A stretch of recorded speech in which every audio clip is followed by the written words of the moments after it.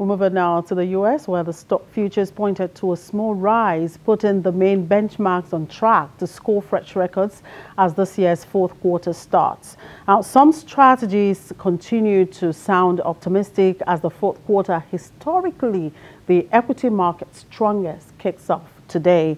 Two September reports on manufacturing are due shortly after the opening bell, with one from market slated to hit at 9:45 a.m.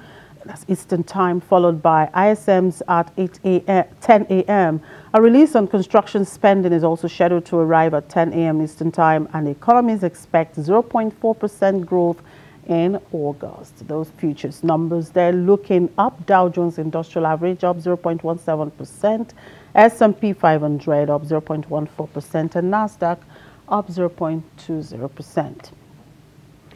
And in Asia, stocks traded higher today, but several major markets were shut for holidays. In Japan, the benchmark Nikkei 225 climbed 44.50 points. Shares of Japanese automaker Nissan closed down 2.69% after it said on Friday that it was not able to sell some of its new vehicles because certain checks in the final vehicle inspection process were conducted by unqualified technicians. Now, prior to market open, the Bank of Japan released the results of its Tankan survey that showed business confidence among large manufacturers in Japan improved in the 3 months from the previous survey in June. The headline number stood at plus 22 in the September survey, compared with June's plus 17, but the reading is expected to fall to plus 19 over the next 3 months. In Australia, the ASX 200 closed up 47.69 points. Markets in China were closed for Mid-Autumn Festival and National Day, while the South Korean market was closed for a designated temporary holiday. Markets in Hong Kong and India were also closed.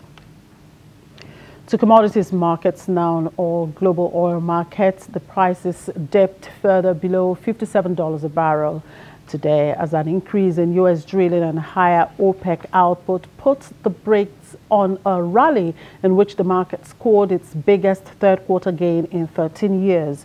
U.S. energy companies added oil rigs for the first week in 7, and Iraq announced its exports increased slightly in September when OPEC overall boosted output, according to survey. Now, Brent crude, the global benchmark, was down 12 cents at $56.67 a barrel. It touched up a third quarter gain of around 20%, the biggest third quarter increase since 2004, and traded as high as $59.49 last week. U.S. crude was down 17 cents at $51.50. The U.S. benchmark posted its strongest quarterly gain since the second quarter of 2016. And precious metal now, gold slipped to its lowest in nearly 7 weeks in early trade today as the U.S. dollar rose and equities gained, while growing expectations for a Federal Reserve interest rate hike in December also dragged on prices. Spot gold was down 0.2% at $1,276 an ounce after earlier touching its lowest since mid-August at $1,273. The metal recorded its biggest monthly decline so far this year in September. U.S. gold futures for December delivery shed 0.5% to $1,278 per ounce. Still on commodities, but here in Africa, Ghana's industry regulator, Cocoa Board, plans to open the 2017-2018 cocoa season on October 13, later than usual, after receiving part of a syndicated loan it signed this month to cover its purchasing needs. The world's second largest cocoa producer does not plan to lower the producer price at which it buys beans from farmers. However, despite calls from top grower Ivory Coast for it to do so, in recent years, the Cocoa Board has opened its crop year in the first week of October. Ghana has maintained its price at $1,914 per ton since a year ago, creating a price gap of more than $700 per ton that exporters said has fueled a wave of cross-border smuggling. The regulator signed a $1.3 billion loan with international lenders this month for the new season's purchases, estimated at around 850,000 tons. The first tranche of the money is expected to arrive in the regulator's account next week. In the meantime, Côte d'Ivoire, the world's top cocoa producer, has set its guaranteed price for farmers at 700 CFA francs per kilogram for the 2017-2018 main crop season.